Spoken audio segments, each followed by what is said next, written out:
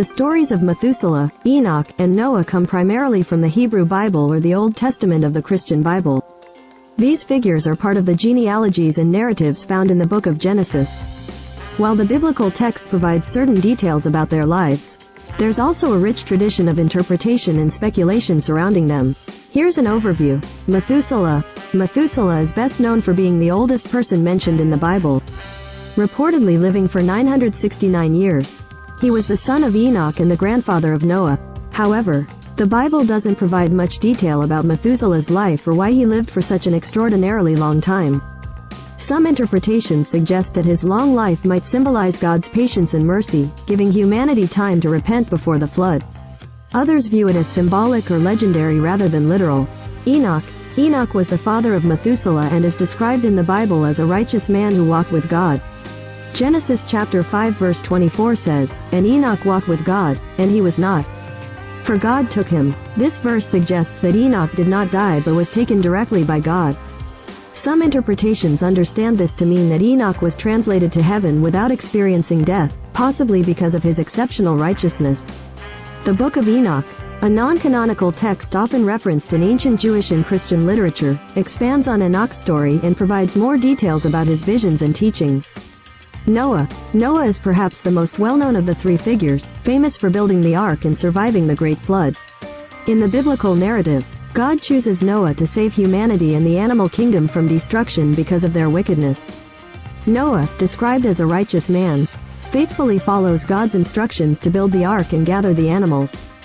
After the floodwaters recede, God makes a covenant with Noah, promising never again to destroy the earth with a flood and giving the rainbow as a sign of this covenant. Genesis chapter 9 verses 8 to 17.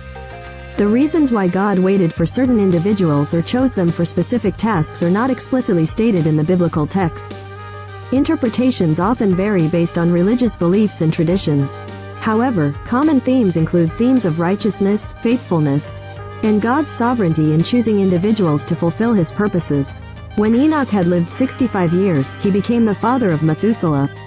After he became the father of Methuselah, Enoch walked faithfully with God 300 years and had other sons and daughters. Altogether, Enoch lived a total of 365 years. Enoch walked faithfully with God, then he was no more, because God took him away. When Methuselah had lived 187 years, he became the father of Lamech. And after he became the father of Lamech, Methuselah lived 782 years and had other sons and daughters. Altogether, Methuselah lived a total of 969 years, and then he died. Methuselah's name has been interpreted to mean, his death shall bring judgment. His long lifespan, 969 years, stands as the longest recorded in the Bible. Many interpretations suggest that Methuselah's longevity served a symbolic purpose, rather than being strictly historical. Some scholars argue that his long life signified God's patience, granting humanity time to repent before the judgment, which eventually came in the form of the Great Flood. Methuselah's death is often associated with the onset of the flood, though the Bible does not explicitly state this connection. Enoch. The man who walked with God. Enoch's story is shrouded in mystery and brevity, yet it contains profound significance. Genesis chapter 5 verses 22 to 24 describes his life, after he became the father of Methuselah. Enoch walked faithfully with God 300 years and had other sons and daughters. Altogether, Enoch lived a total of 365 years.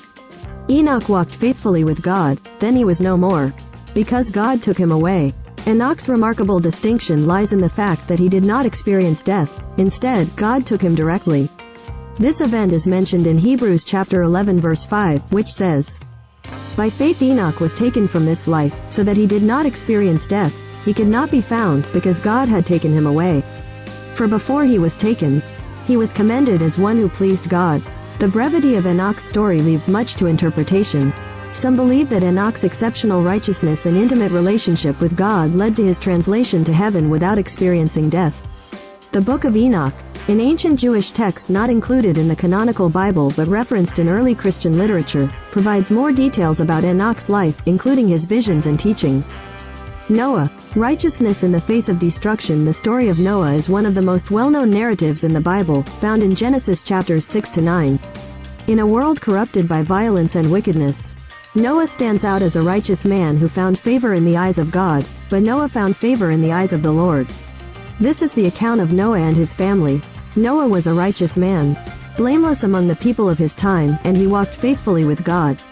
Genesis chapter 6 verses 8 to 9, God chose Noah to build an ark to save himself, his family, and pairs of every kind of animal from the coming flood, which would destroy all other living creatures.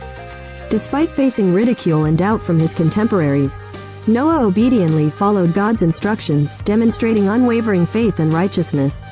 After the floodwaters receded, God made a covenant with Noah, promising never again to destroy the earth with a flood and giving the rainbow as a sign of this covenant. Genesis chapter 9 verses 8 to 17. Noah's story serves as a testament to the importance of faith, obedience, and righteousness in the face of adversity. In conclusion, the stories of Methuselah, Enoch, and Noah offer profound insights into themes of faith, righteousness, and God's sovereignty. While these narratives may contain elements of mystery and symbolism, they continue to inspire and provoke contemplation millennia after their recording in the pages of the Bible. Please subscribe my YouTube channel. I hope you like this video. Thank you.